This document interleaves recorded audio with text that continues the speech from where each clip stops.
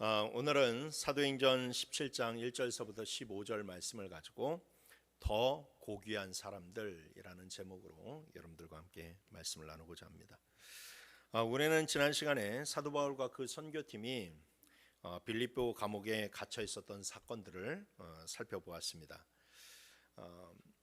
그러나 결국 그들이 아무 죄가 없다라는 것이 밝혀지게 되었고, 더군다나 이 바울과 실라가 로마 시민권자라는 그런 사실이 밝혀지게 되면서 이 빌립보의 그런 관리들이 이 바울과 실라를 찾아와서 빌립보를 떠나주기를 요청했기 때문에 사도 바울은 루디아의 집에 잠시 들러 빌립보의 형제들을 위로한 다음에 다음 선교 지역으로 이동을 하게 되었습니다.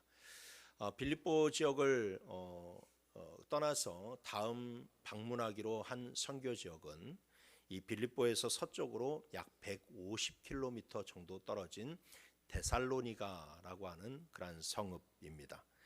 오늘 본문 1절 말씀에 보시게 되면 그들이 암비볼리와 아볼로니아로 다녀가 데살로니가에 이르니 거기 유대인의 회당이 있는지라라고 이야기하고 있죠. 바울 일행은 그 길을 갈 때 이 암비볼리와 아볼로니아는 거쳐서 그냥 거기를 지나서 데살로니가로 가게 됐는데, 그것은 아무래도 한정된 그런 시간 안에서 많은 그런 이 선교를 해야 되기 때문에 전략적인 선택이 될 수밖에 없었습니다. 아무래도 성읍이 데살로니가가 당시 인구가 무려 20만 명이나 사는 아주 큰 도시였기 때문에 그곳에 가서 복음을 전하고 그 데살로니가에서 교회가 세워지게 되면 그 교회가 이제 주변 지역에 나가서 복음을 전하는 그런 선교를 전략적으로 선택했다라는 것이죠. 데살로니가는 굉장히 큰 도시였기 때문에 많은 유대인들이 그 도시에서 살고 있었고, 그러다 보니 거기에는 회당이 있었습니다. 그래서 사도 바울은 데살로니가에 도착하자마자 항상 그래왔듯이 이 유대인의 그런 회당을 찾아가서 복음을 전하게 됩니다. 여기 보시게 되면 2절 말씀에 바울이 자기 관례대로 그들에게로 들어가서 새 안식일에 성경을 가지고 강론하였다라고 나와 있습니다. 여기에서 보게 되면 새 안식일이라고 나와 있어요. 아이가 아니라 어이입니다. 그러니까 이것은 무슨 말이냐?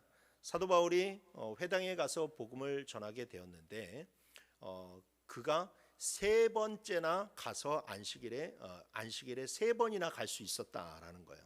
그러니까 첫 주에 가고 그 다음 주에 가고 그 다음에 세 번째 주까지 가서 거기에서 복음을 전했다라는 것이죠. 이 말은 곧 바울이 복음을 전할 때에 데살로니가 유대인들이 처음부터 바울을 반대했다라는 것은 아니라는 것을 보여주고 있죠. 처음에 그렇게 복음을 전했어도 계속해서 3주가 이렇게 번복이 되어도 데살로니가 유대인들은 사도 바울이나 실라가 전하는 그런 복음을 반대하지 않았습니다. 그런데 문제는 전혀 엉뚱한 곳에서 일어나게 되었어요. 사도 바울이 전하는 복음을 듣고 이 유대인들이 반응을 한 것이 아니라 바로 이방인들, 즉 유대교로 전향한 경건한 사람들과 그리고 상당수의 헬라 귀부인들이 바울과 실라를 따르기 시작했다라는 겁니다. 그러자 이것으로 인하여서 데살로니가에 있었던 유대인들이 갑자기 바울과 실라를 시기하기 시작했어요.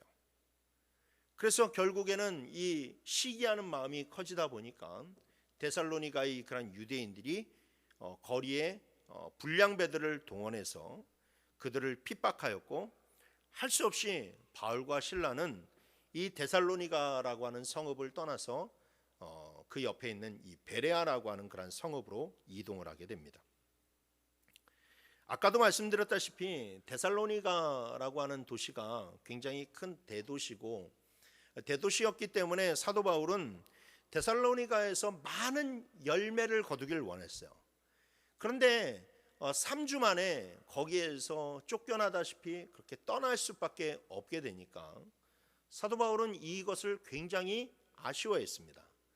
그래서 데살로니가전서 2장 18절 말씀에 보게 되면 그러므로 나 바울은 한 번, 두 번 너희에게 가고자 하였으나 사탄이 우리를 막았도다라고 이야기하는 것을 보았을 때 이 데살로니가 성읍에서 이렇게 도망을 나왔지만 그럼에도 불구하고 다시 그 데살로니가로 들어가려고 하는 그러한 시도를 두 차례나 했다라는 겁니다. 하지만 그 두 차례 시도가 번번이 실패로 끝나고 말았고 결국 아쉬움을 뒤로 한 채 이 사도 바울과 그 일행들은 베레아라고 하는 그런 도시로 들어갈 수밖에 없었어요. 이 베레아라고 하는 그런 도시 규모는 데살로니가에 비하면 10분의 1 정도밖에 되지가 않는 작은 도시였습니다.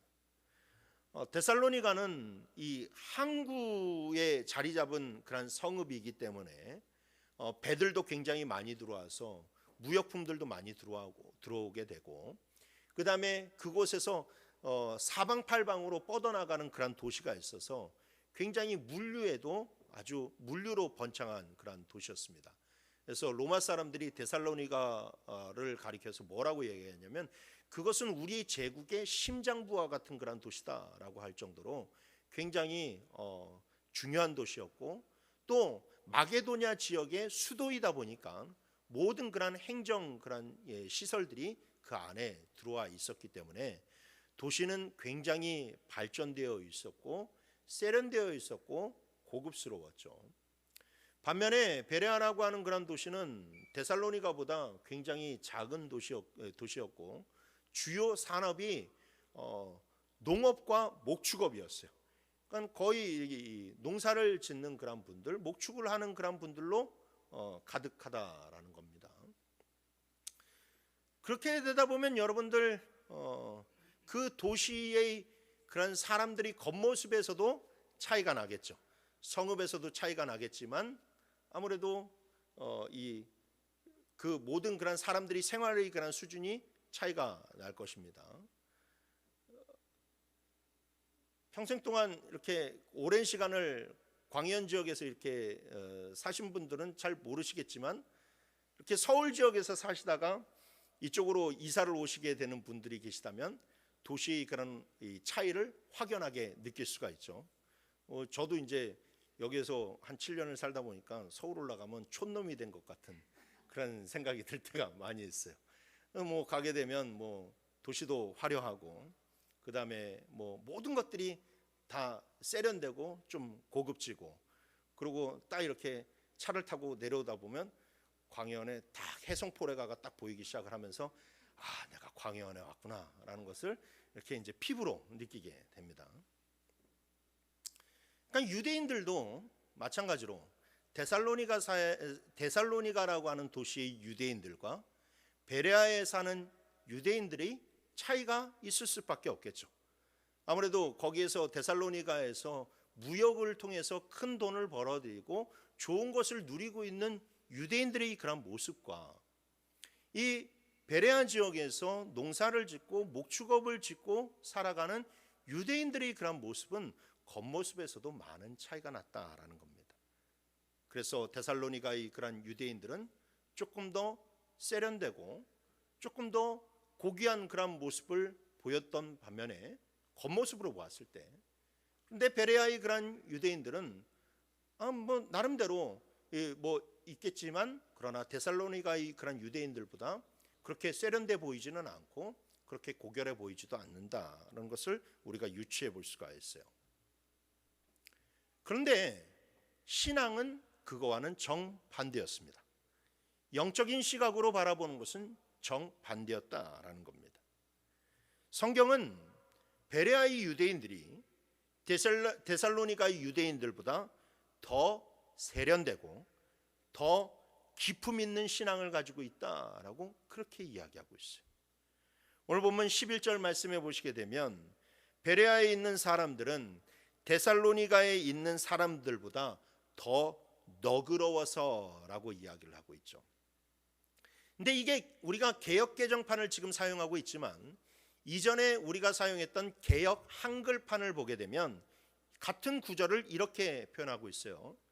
베레아 사람들은 데살로니가에 있는 사람보다 더 신사적이다라고 이야기를 하고 있는데, 사실 이 부분만큼은 옛날 성경이 훨씬 더 잘 번역이 되어 있습니다.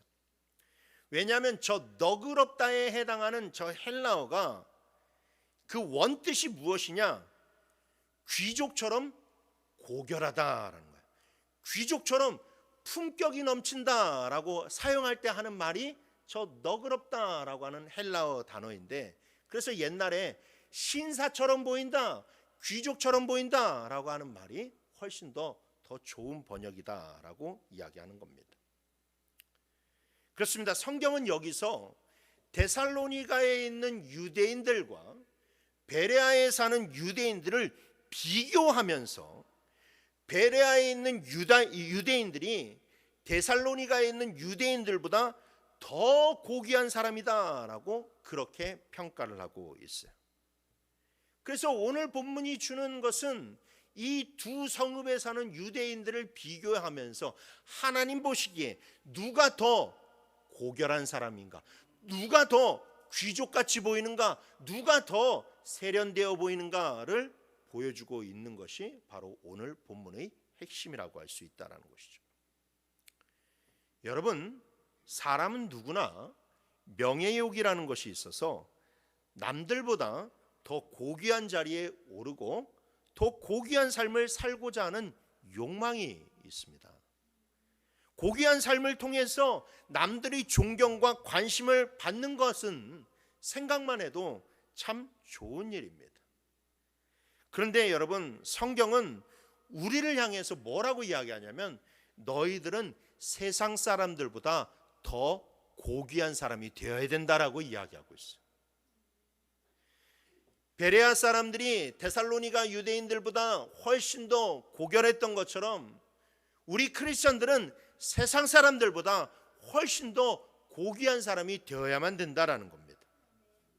물론 하나님이 우리에게 요구하시는 그 고귀함은 세상처럼 돈이나 지위나 지식으로 얻을 수 있는 그런 세상적, 세속적 고귀함이 아니라 사회 신분의 높고 낮음과 상관없이, 물질이 많고 적음과 상관없이 하나님께서 귀하게 여기시는 기준에 의해서 얻게 되는 그런 영적인 고귀함을 뜻한다라는 것을 기억하시길 바랍니다.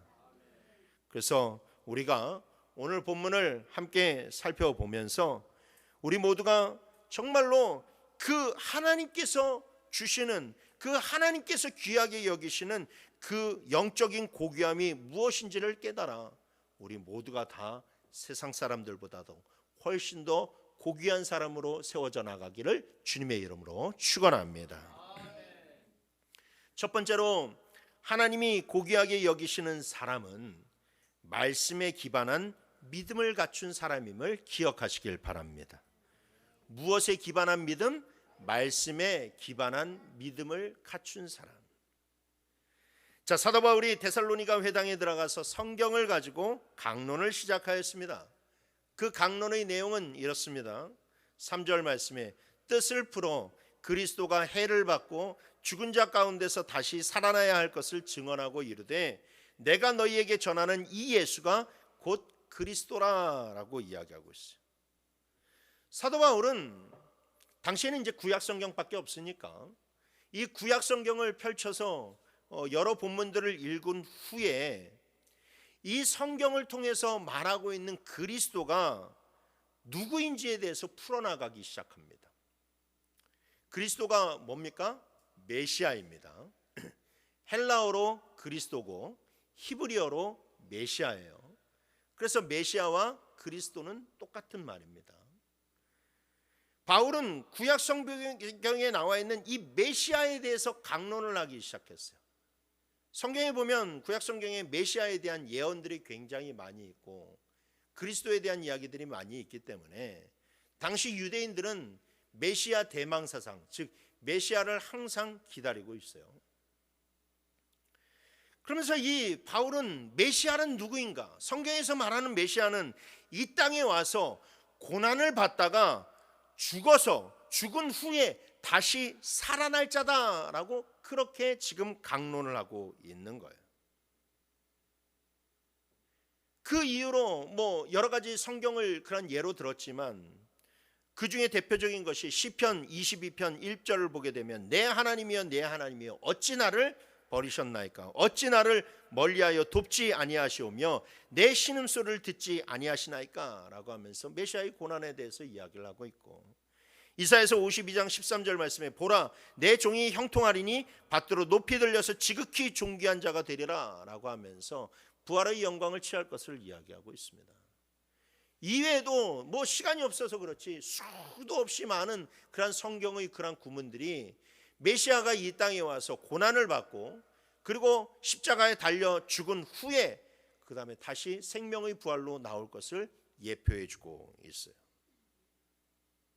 바울은 이렇게 이런 구약의 성경들을 풀어주면서 성경에서 말하는 그 약속된 그리스도가 바로 예루살렘에서 십자가에 달려 죽었다가 다시 살아난 그 예수다라고 그렇게 증거하고 있는 거예요.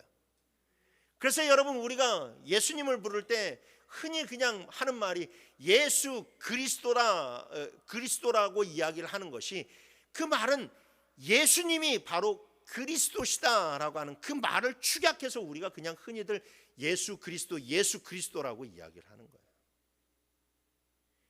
이 바울이 그런 복음을 전했다라는 겁니다. 그런데 이 말을 들었을 때 데살로니가 유대인들은 대부분 그렇게 크게 반응을 하지 않았습니다.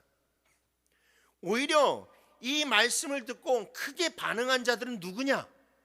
유대교로 개종했던 이방인들, 그리고 그 안에 있었던 헬라 귀부인들이 이 바울의 설교를 듣고 오히려 크게 반응하고 그리고 바울과 신라를 따르기 시작했다라는 거예요.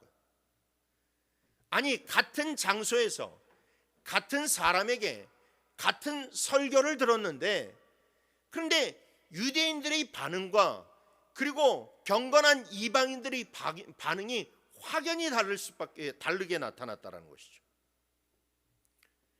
이런 현상이 생기는 것은 그들의 믿음의 출발이 서로 달랐기 때문에 그렇습니다. 사실 개종한 이방인들은 유대교의 율법에 매료가 되어서 유대교로 전향한 사람들이 아니에요. 잘 아시다시피 이 이방인들이 가장 두려워하는 것이 무엇이었습니까? 할례를 받는 것이었죠. 그러니까 이 이방인들은 그 율법에 대한 거부감이 있어요. 율법에 대한 불편함이 있어요. 그럼에도 불구하고 이 이방인들이 하나님을 믿기 시작한 것은 말씀을 통해서 하나님께 매료되었기 때문에 그래요. 지난번에도 말씀을 드렸지만 헬라 사람들은 우리가 흔히 말하는 그리스 신화를 믿는 사람들입니다. 그리스 신화에 어려서부터 그리스 신화를 접하고 그 그리스 신들이 그런 신들이 있는 줄 알았는데, 그런데 하나님의 말씀을 통해서 하나님을 접하게 되니까, 하나님이라고 하는 신을 접하게 되니까, 야, 이것은 자기네들이 알았던 그리스의 신들과는 전혀 다른 하나님의 신이라는 것을 알게 되었어요. 자기네들이 믿는 그런 신은 너무나도 욕심이 가득하고 이기적이고 너무나도 비정상적이고 사랑도 하나도 없는 자기네들만 아는 그런 신이었는데, 말씀을 통해서 여호와 하나님이라고 하는 그런 이 신을 보게 되니까, 이 신은 백성들을 너무나도 사랑하고 그 약속이 변하지를 않고 설사 그 백성들이 하나님을 실망시킨다 할지라도 끝까지 포기하지 않는 그 모습을 보게 되는 거예요. 그러니까 매료가 되지 않을 수가 없죠. 그래서 그 말씀을 통해서 하나님을 발견했기 때문에 그 율법의 불편함이 있어도, 할례라고 하는 그런 두려움이 있어도 그것을 감내하고서라도 그들이 하나님을 믿기 시작한 사람들이라는 거예요. 그런데 반면에 데살로니가에 있는 유대인들은 어떻습니까? 그들의 신앙은 처음서부터, 어렸을 때서부터 율법으로 시작한 사람들이에요. 그냥 태어날 때서부터 율법 안에 갇혀서 하나님을 만난다라기보다도 하나님을 인격적으로 만나는 만남이 없이 오로지 그 종교 생활 틀 안에서 생활을 하는 것이, 율법을 지키는 것이 하나님을 믿는 것이라고 생각했어요. 마치 모태신앙을 가지고 있는 그런 친구들이 정말로 어려서부터 그냥 부모님 따라서 교회 나가고 그렇게 신앙 틀에 짜여져 있는 그런 신앙생활을 하다가 보니까 그 마음에 뭐 특별한 열정도 없고 그냥 하나님을 믿는 것이 그냥 교회 나가고 그냥 헌금하고 신앙생활이 다인 것처럼 이렇게 여겨지는 것과 마찬가지라는 것이죠. 이 말씀을 통해서 하나님을 만나야 되고 그것 가운데서 그 변화가 그래야지 일어날 텐데, 유대인들은 오로지 율법에 갇혀서 그렇게 율법 안에서 하다 보니까 이 바울이 이 복음을 전할 때, 이 말씀을 전할 때에 이렇게 상반된 반응을 보일 수밖에 없었다라는 겁니다. 또한 그들은 율법에 빠져 있으니까 구원도 율법을 지켜야 받는 것이라고 생각을 했어요. 그리고 자기네들이 율법을 잘 지키니까 자기네들 스스로를 의인이라고 생각했어요. 그러니까 자기네들을 의인이라고 생각하니까 메시아가 왔을 때, 그리스도가 왔을 때 자기를 위해서 죽을 이유가 하나도 없는 거예요. 그런 그리스도는 자기네들에게 필요하지가 않은 거예요. 왜? 내가 의인인데 왜 그리스도가 여기 이 땅에 와가지고 죽어야 되지? 왜 다시 살아나야 되지? 그럴 필요성을 느끼지를 못하는 겁니다. 그래서 그들은 항상 기대하고 고대하는 그런 메시아는 누구냐? 그냥 의인인 자기네들을 이 로마에서 해방시켜줄 그런 능력 있는 사람, 그들이 항상 꿈꾸는 메시아가 그런 메시아였어요. 그러니까 사도 바울이 와서 그리스도는, 성경에 나타난 그런 그리스도는 와서 고난을 받을 것이다, 죽을 것이다, 다시 살아날 것이다, 이것을 전혀 이해를 하지 못하는 거예요. 자기네들이 죄인 됐다라는 것을 인정하지 못하니까. 그런 가운데서 은혜를 받지 못하고 있는데 갑자기 옆에 있는 이방인들이 은혜를 받기 시작하고 그 다음에 바울과 실라를 따라가기 시작을 하니까 이 마음 가운데 은혜는 들어오지 않고 시기심과 정말로 미워하는 그런 마음이 들게 되었어요. 그래서 결국 그 시기심에 휩싸여서 바울과 그 일행들을 핍박하게 된 것입니다. 반면 베레아에서는 어떤 일이 발생했습니까? 바울과 실라가 베레아 성읍에 들어가서 베레아 성읍 안에 있는 회당에 들어가서 말씀을 전했습니다. 다른 말씀을 전했을까요? 아니요, 똑같은 말씀을 전했습니다. 바울은 어느 곳을 가든지 다 똑같은 말씀을 전했어요. 유대인들의 그런 회당에 들어가게 되면 반드시 그것을 전했다라는 겁니다. 그런데 보인 반응은 달랐죠. 사도행전 17장 오늘 본문 11절 12절 말씀에 보시게 되면 베레아에 있는 사람들은 데살로니가에 있는 사람들보다 더 너그러워서 간절한 마음으로 말씀을 받고 이것이 그러한가 하여 날마다 성경을 상고함으로 그 중에 믿는 사람이 많고 또 헬라의 귀부인과 남자가 적지 않았다라고 이야기합니다. 그 중에 믿는 사람들이 많다라고 하는, 저기에서 말하는 믿는 사람들은 누구를 가리키느냐? 바로 베레아에 있었던 유대인들을 가리키는 말이에요.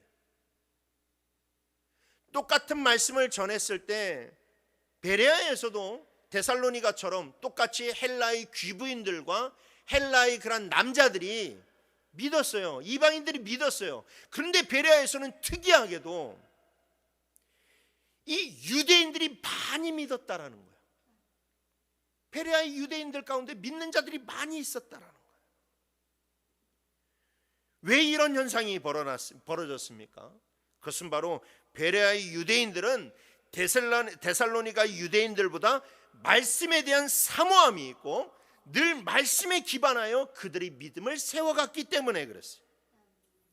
처음에 그들도 바울의 설교를 들었을 때는 긴가민가 했을 것입니다. 자기들이 알고 있는 율법주의와는 너무나도 달랐기 때문에 그래요. 하지만 그들은 바울의 말을 듣고 이 말씀이 진짜 그런 건가? 여태까지는 그렇게 생각하지 않았는데 그냥 어려서부터 그냥 율법주의에서 살아왔으니까, 그리고 어려서부터 그렇게 들어왔으니까 진짜 그런 줄 알았는데, 그런데 진짜 그런 건가라고 하면서 말씀을 찾아보기 시작하고 말씀을 파들어가기 시작했어요. 그랬더니 진짜 성경에서 말하는 그런 모든 그런 말씀이, 성경에서 말하는 메시아가, 그리스도가 바로 그런 그리스도를 이야기하고 있다는 것을 깨닫게 되었다는 것이죠. 여러분, 그래서 성경은 이런 말씀 중심의 믿음을 가지고 있는 베레아 사람들을 가리켜서 고결한 사람들이다, 귀족 같은 사람들이다 라고 칭찬하고 있다는 겁니다. 그렇습니다. 그들이 말씀 중심의 신앙을 가지고 있었기 때문에 베레아 사람들의 신앙의 모습은 너무나도 기품이 있었고 아름다울 수밖에 없었어요. 여러분, 데살로니가 사람들을 보십시오. 그들은 겉으로는 하나님을 잘 믿고 그리고 성공한 사람들처럼 보였어요. 하나님도 믿죠, 부자죠, 좋은 것들을 잘 갖추고 있는 그런 사람이니까 겉으로는 정말로 고결한 사람이고 높은 사람처럼 보였어요. 그런데 여러분, 그들이 하나님을 믿는다고 하면서도 바울과 실라를 내쫓기 위해서 불량배를 동원하는 일들을 보십시오. 그게 과연 하나님을 믿는 사람들의 모습입니까? 그들의 무자비하고 그 세속적인 모습은 그들의 신앙의 뿌리가 절대 말씀에 있지 않고 오로지 종교주의와 율법주의와 세속주의에 근거하고 있다는 것을 증명해 주는 거예요. 하나님을 믿는 사람이 절대로 그런 일을 할 수가 없죠. 그런데 말씀이 없고 오로지 종교에 빠져 있으니까 그런 무자비한 모습을 보이는 겁니다. 여러분, 종교주의에 빠지면요, 율법주의에 빠지면요, 믿는 사람들이 그렇게 악독할 수가 없어요. 역사상으로 기독교의 가장 큰 수치가 무엇입니까? 십자군 전쟁이잖아요. 하나님을 믿는다고 하는 그런 사람들이 전 유럽에서 일어나서 성지를 탈환하겠다고 하면서 칼을 들었습니다. 그리고 가서 수많은 사람들이 생명을 앗아갔어요. 여러분, 그게 바로 말씀이 없는 이 종교에 빠져 있는 그런 사람들이 신앙의 모습이라는 거예요. 중세시대 때는 말씀이 없었잖아요. 오로지 말씀이 없고 예전과 예식만 가득한 그런 신앙이 그 끔찍한 일들을 만들어내고 말았다는 겁니다. 요한복음 5장에 보면 예수님이 베데스다 연못에 가셔서 38년 된 병자를 치유하시는 사건이 나와요. 얼마나 놀라운 사건인지 몰라요. 모두가 기뻐해야 될 그런 사건이었어요. 그런데 그가 이제 집에 가려고 예수님의 명령을 받아서 그 앉았던 그런 자리를 돌돌 말아서 가는데 그 38년 된 병자를 보면서 종교인들이 하는 말이, 지금 안식일인데 어떻게 그 돗자리를 말아서 네가 걸어갈 수 있느냐라고 그렇게 이야기하는 거예요. 그들의 눈에는 그 38년 된 그런 병자가 고통 가운데서 해방된 것은 보이지 않고 이 쓸데없는 안식일의 그런 율법만 보였다라는 것이죠. 여러분, 이게 바로 말씀 없는 자들의 신앙의 특징이라는 거예요. 무자비하고 사랑이 없고 남의 그런 심장을 찌르는 듯한 그런 신앙의 특징을 보인다라는 것이죠. 여러분, 크리스천의 믿음의 기반은 무조건 말씀이 되어야만 됩니다. 그 인격의 기반도 말씀이 되어야 되고 그 삶의 기반도 말씀이 되어야만 돼요. 말씀으로 완전히 내가 산산이 부서져야만 돼요. 거듭났다라는 것은 그냥 거듭나는 것이 아니라 이전에 내 생각과 세상의 사고방식과 세상의 그런 관습대로 살아갔던 나는 다 죽어버리고 이제 말씀이 계시해 주시는 그 말씀, 그 사람으로 변화되는 거예요. 말씀이 주시는, 말씀이 이야기하고 있는 성품을 지녀서 내가 다시 태어나는 것이고, 말씀이 인도해 주시는 그 삶의 방식으로 살아가는 것이 바로 거듭난 자의 그런 삶이라는 거예요. 말씀이 기반이 돼야 돼요. 그래서 여러분, 우리가 늘 말씀을 간절히 사모해야 되고 깊이 있는 말씀에 대한 그런 갈증이 있어야만 된다는 거예요. 오늘날 크리스천들의 신앙 행태를 보게 되면 적지 않은 자들이 굉장히 비이성적인 신앙생활의 모습을 보일 때가 얼마나 많은지 몰라요. 교회도 비이성적인 그런 모습으로 운영되는 경우가 너무나도 많이 있다는 것이죠. 기복주의, 은사주의, 신비주의에 빠져서 정말로 너무나도 회개망측한 기독교인들의 그러한 삶을 보이는 곳이 너무나도 많이 있습니다. 예수 믿으면 내가 전 인격적인 그런 변화를 힘써야만 되는데 인격적인 변화는 하나도 없이 오로지 예수 믿어서 복받고 방언받고 신비한 영적 체험을 하는 데만 힘을 쏟는 거예요. 그게 신앙인 줄 알아요. 그게 믿음인 줄 알아요. 그게 은혜인 줄 알아요. 그러니까 여러분, 기독교가 이방 잡교와 하나도 다를 것이 없는 그런 종교로 되어버리고 말았어요. 맨 그런 교회에서 막 그냥 이런 것들을 부르짖지를 않나. 막 뭐 어디 집회를 가니까 막 손을 이마에다 딱 손을 얹으니까 막 사람이 막 쓰러져. 아니 도대체 그게 기독교랑 무슨 상관이 있는데? 그게 무슨 도대체 성령이랑 무슨 상관이 있는데? 여러분, 그런 것들은요 이방 잡교에서나 보이는 거예요. 영적이라는 것을, 성경을 통해서 영적이라는 것이 무엇인지를 알아야만 되는데 성경이 없이 영적이라는 것을 뭐 옛날 이 무당이나 아니면 이방 종교에서나 그 이방 거짓 종교들이 말하는 영적인 것을 자꾸만 기독교로 가져와 가지고 그 기독교 안에서 그런 영적인 것을 체험하려고 하니까 기독교가 자꾸 이상한 방향으로 가는 거예요. 상식이 없는 거예요. 비이성적이 되는 거예요. 그러니까 믿지 않는 사람들한테 교회가요 너무 무서운 것이 되어버리고 말았어요. 아니, 목사인 나도 무서운데 세상 사람들은 얼마나 무서울까? 상식이 없어요. 그래서 소위 은사는 받았다라고 그러는데 그 인격이 거기를 넘어가지를 못해요. 여러분, 아무리 은사 받고 아무리 뭐 있어도요, 여러분 신비한 체험했어도요, 내 인격이 되어먹지 못했으면 나는 아직 하나님의 은혜를 받지 못한 거예요. 여러분, 우리의 신앙은 비이성적인 신앙이 아니라 이성적인 신앙이에요. 여러분, 그 차이를 알아야 돼요. 기독교는 비이성적인 종교가 아니라 초이성적인 종교라. 즉 이성을 막 배제하고 무조건 신비한 것을 이야기하는 것이 아니에요. 초이성적인 것이란 이성을 포함해서 그 위에 계신 하나님을 믿는 거예요. 그래서 우리가 하나님을 만나려면요, 성경을 통해서 먼저 하나님이 누구인지를 알아야 돼요. 하나님이 왜 성경을 주셨겠어요? 그런 쓸데없는 짓 하지 말라고 성경 주신 거예요. 그런 이상한 잡교에, 그런 이단에 휘말리지 말라고 성경 주신 거예요. 달래 성경 주신 게 아니에요. 그래서 여러분, 우리가 할 수 있는 지혜와 우리들이 할 수 있는 이성과 그 모든 것을 다 쏟아부어서 성경을 봐야 돼요. 성경을 봐야 돼요. 성경을 깊이 있게 봐야 돼요. 말씀을 전하는 자는 최선을 다해서 성경을 연구하고 여러분들에게 올바른 말씀을 전해야 되고, 여러분들은 그 말씀을 들었으면 진짜 그러한가 보면서 말씀을 또 봐야 돼요.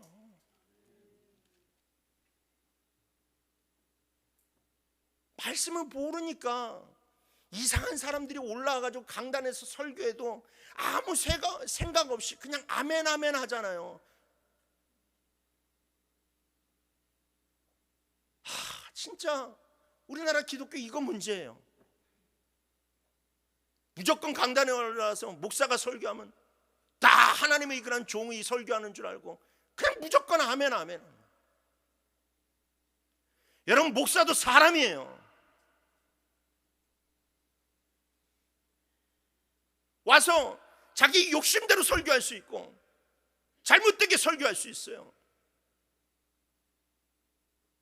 그것을 여러분 분별하려면 여러분들이 말씀을 알아야 돼요. 여러분들이 말씀 아는 거, 여러분들이 말씀에 해박한 거 저한테 절대 도움 안 돼요. 여러분들이 무지한 게 나한테 도움이 된다니까. 그럼 내가 뭐라도 말해도 내가 그냥 설교하는데 그렇게 노력할 필요가 없어요. 뭐든지 다 아멘 아멘 하면서 막 그러는데. 그런데 여러분, 그러면 나는 편할지 몰라도 여러분들은 천국 못 가잖아요. 하나님한테 칭찬 못 받잖아요. 그 말씀을 아셔야 된다라는 거예요. 말씀을 알고 그 말씀을 통해서 하나님이 누구이신지를 발견하고, 그리고 여러분들이 삶을 살아갈 때 진짜 그 말씀이신 그 말씀에 기록된 그 하나님을 내가 영 가운데 만나는 거예요. 기적 가운데 만나는 거예요. 그게 일치가 돼야지.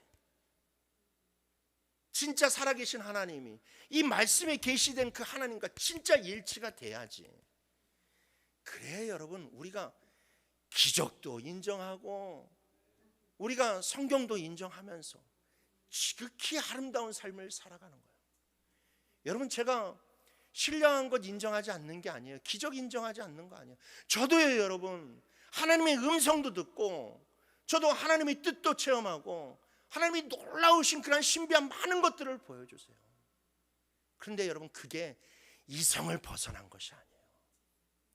이성 너머에 있는, 내가 헤아릴 수 없는 그런 하나님을 만나는 거예요. 그러니 여러분들이 믿음을 늘 말씀의 기초 위에 세우시길 바랍니다. 말씀대로 사랑하시고 말씀대로 순종하시고 말씀대로 변화되어 가십시오. 그래야 해서 하나님이 여러분들을 보시기에 고귀한 자, 진짜 귀족 같은 그런 믿음을 지녔구나라고 하는 그런 칭찬이 여러분들의 쏟아지기를 주님의 이름으로 축원합니다. 두 번째로, 하나님이 고귀하게 여기시는 사람은 고난과 수고를 감내하는 믿음을 갖춘 사람임을 기억하시길 바랍니다. 자, 천만다행인 것은 데살로니가에 있는 모든 유대인들이 바울을 싫어한 것이 아니라 그래도 몇몇 사람들이 바울을 따랐어요. 그 대표적인 사람이 바로 야손이라고 하는 이름을 가지고 있는 유대인이었습니다. 야손은 몇몇 유대인들과 함께 바울의 설교를 듣고 정말로 깊은 은혜를 받았어요. 그래서 야손은 바울과 그 일행들을 자기 집으로 초대했어요. 자기 집으로 초대해서 3주 동안이나 매일마다 이 바울로부터 그리고 실라로부터 이 성경에 대한 강론을 얻게 되었어요. 다른 유대인들은 그냥 일주일에 한 번 안식일 날만 들었는데 이 야손과 몇몇 유대인들은 3주 동안 매일마다 그 말씀을 들었다라는 것이죠. 그렇게 있던 와중에 갑자기 악한 유대인들이 불량배를 이끌고 바울을 잡으려고 야손의 집에 쳐들어왔습니다. 물론 그 소식을 미리 야손이 접했기 때문에 바울과 실라를 급히 다른 곳으로 피신을 시켰죠. 불량배들이 집안에 들어와서 살림살이를 다 뒤집어 엎으면서 샅샅이 뒤졌으나 바울과 실라를 찾지 못했어요. 그러자 화가 난 이 불량배들은 이 야손과 함께 있었던 유대인들을 끌고 읍장에게 갔습니다. 여기에서 이 끌고 간다라고 하는 말은 사람을 땅에다가 질질 끌고 간다라는 것을 의미하는 단어예요. 그러니까 이 불량배들이 그냥 갔겠어요? 아니죠. 바울과 실라가 어디 있느냐라고 막 부르라고 이야기하면서 이 유대인들을 때리기 시작했고 하도 많이 맞아서 정말로 질질 자루처럼 그냥 끌려갔다라는 거예요. 사악한 유대인들은 읍장들 앞에서 야손과 그 몇몇 유대인 형제들을 고발했습니다. 6절 7절 말씀에 읍장들 앞에 가서 소리질러 이르되 천하를 어지럽게 하던 이 사람들이 여기도 이름에 야손이 그들을 맞아 들였도다. 이 사람들이 다 가이사의 명을 거역하여 말하되 다른 임금 곧 예수라 하는 이가 있다 하더이다 라고 이야기하고 있어요. 자, 여러분 이 사람들이 고소하는 내용을 잘 살펴보세요. 이들이 고소하는 내용은 전혀 사실과 달라요. 그들이 뭐라고 고소를 해요? 천하를 어지럽게 하던 사람들이 여기에도 있다라고 하면서 바울을 천하를 어지럽힌 사람이라고 고소하고 있어요. 여기에서 말하는 이것은 무슨 뜻이냐? 나중에 이제 우리가 18장에 가가지고 브리스길라와 아굴라에 대해서 이야기를 할 때도 또 말씀을 드리겠지만, 사실 이 성경의 그러한 시점으로부터 1, 2년 전에 어떤 사건이 있었냐면 로마 본토에서 유대인들과 그리스도를 믿는 유대인들이 서로 충돌하는 그러한 사건이 발생되었어요. 물론 일방적으로 이 유대교를 믿는 유대인들이 유대교 크리스찬들을 핍박하는 그러한 사건이에요. 근데 이것이 너무나도 큰 그러한 소동으로 번지게 되자 당시 이 로마의 그런 황제였던 글라우디오 황제는 로마 본토에서 유대인들을 추방시킵니다.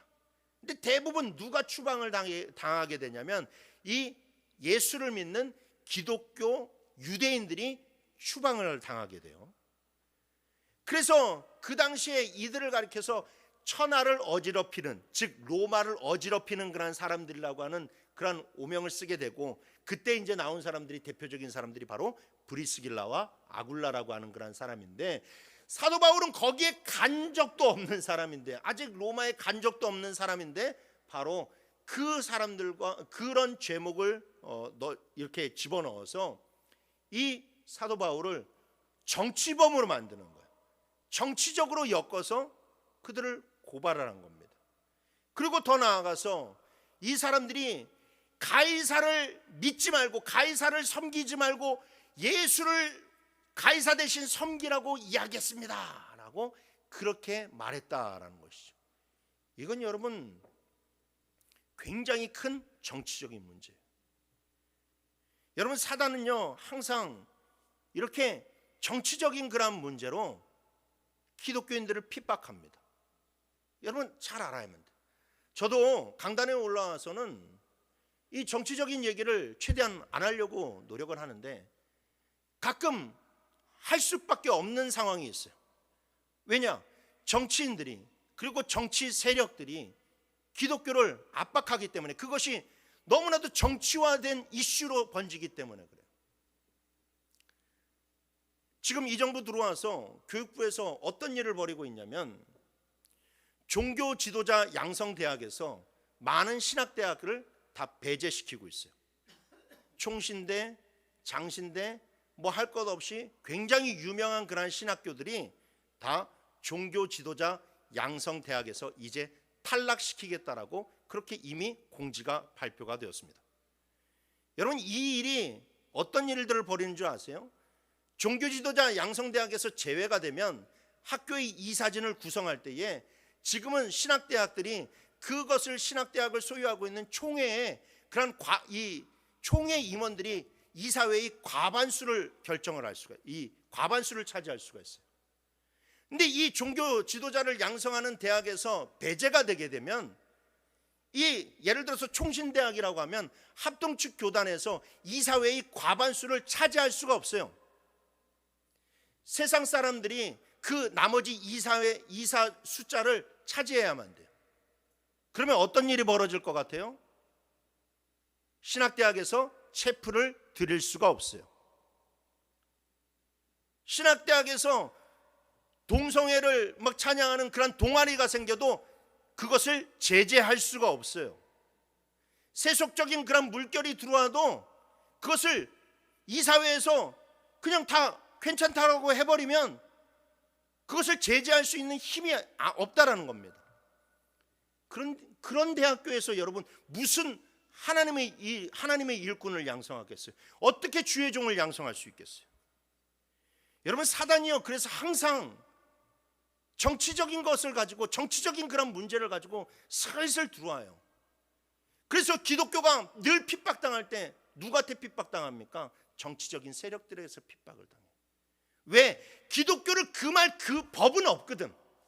이 세상에 그 어떤 법도 우리의 신앙과 우리의 이 기독교인들이 그런 삶을 금지할 법은 하나도 없어요. 없어요. 세상의 법으로는 도저히 기독교를 막을 수가 없으니까 자꾸만 그런 이 정치적인 틀을 씌워서 핍박하는 거예요. 예수님이 왜 돌아가셨어요? 정치적인 혐의범 뒤집어 씌우고 돌아가셨어요. 빌라도가 예수님을 고발장을 접수하니까 예수님을 이렇게 불러다가 조사를 하는데, 아무리 로마법을 뒤집어 봐도, 아무리 로마법을 찾아봐도 예수님을 정죄할 법이 없는 거예요. 어느 법에도 걸리지 않는 거예요. 그래서 빌라도가 유대인들에게 뭐라고 이야기합니까? 내가 이 사람에 대한 잘못된 점을 찾을 수가 없었다.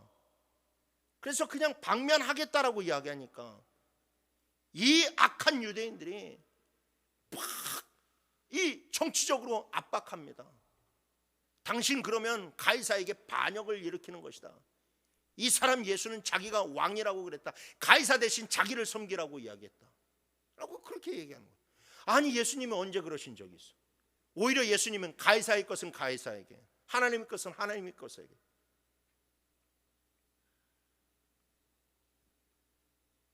그렇습니다, 여러분. 복음은 항상 옳은 것이고 우리의 신앙을 금할 법은 없어요. 그래서 사도 바울이 갈라디아서 5장 22절 23절에서 뭐라고 얘기했느냐? 오직 성령의 열매는 사랑과 희락과 화평과 오래 참음과 자비와 양성과 충성과 온유와 절제니 이 같은 것을 금지할 법은 없느니라 라고 얘기하고 있잖아요. 여러분, 성도의 그런 신앙을 금지할 법은 없어요. 신앙의 그런, 여러분, 성도의 신앙은요 오히려 박수받아 마땅한 거예요. 그럼에도 불구하고 무고한 바울과 야손처럼 성도들은 핍박을 당합니다. 세상 사람들이 미움을 당해요. 왜 그렇습니까? 데살로니가 유대인들이 바울을 시기하여서 핍박했던 것처럼 사단이 여러분들을 시기하기 때문에 핍박하는 거예요. 자기는 인간들보다 훨씬 더 우수한 그런 영적인 존재인데 자기는 지금 지옥을 떨어지는 신세가 되어버리고 말았거든. 그런데 자기보다 열등한 인간들이 하나님의 그런 사랑을 받고 하나님의 은혜 가운데서 천국을 간다고 하니까 이거 못 버티는 거예요. 시기하고 질투하는 거예요. 그래서 온갖 악한 사람들을 다 끌어다가 믿는 자들을 박해하는 겁니다. 믿는 자들을 넘어뜨리려는 거예요. 그래서 여러분, 우리가 핍박받고 고난받는 거예요. 그래서 베드로 사도가 뭐라고 얘기했습니까? 베드로전서 4장 12절 13절 말씀에 다 같이 한번 읽어봅시다. 시작.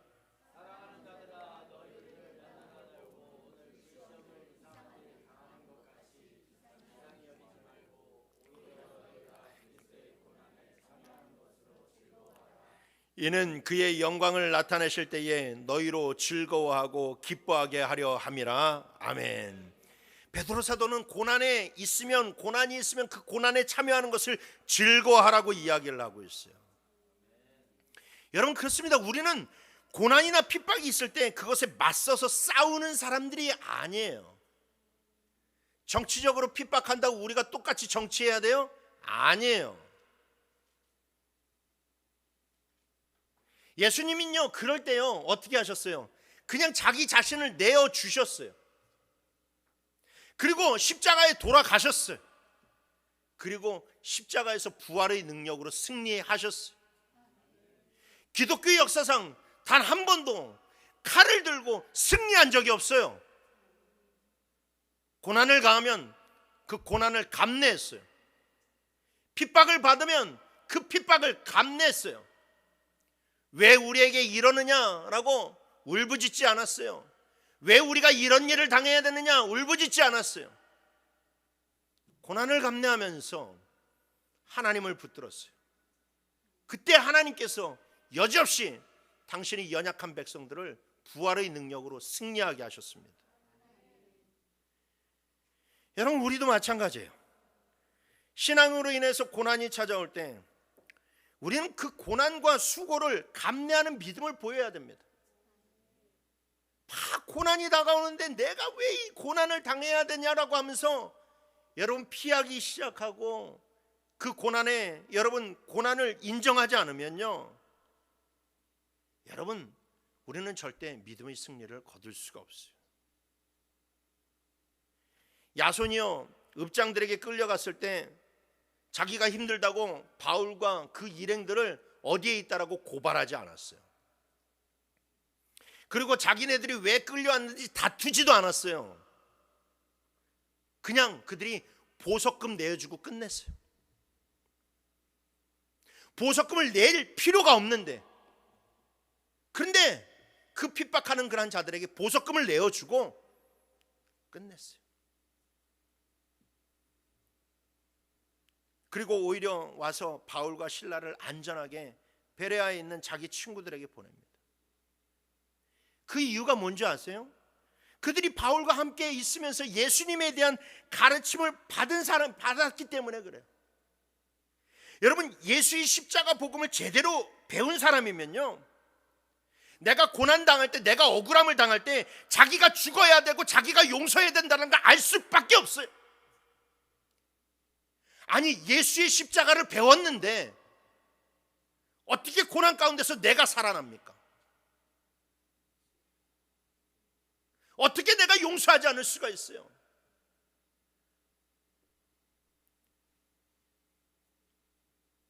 그래서 여러분, 사도 바울이 야손과 그 형제들에게 이렇게 얘기해요. 데살로니가전서 1장 6절 말씀에, 또 너희는 많은 환난 가운데서 성령의 기쁨으로 말씀을 받아 우리와 주를 본받는 자가 되었다라고 얘기해요. 그들이 왜 고난을 받았느냐? 주를 본받고 싶어서, 예수님 본받고 싶어서 고난 받았다라는 거예요. 예수님 본받고 싶어서.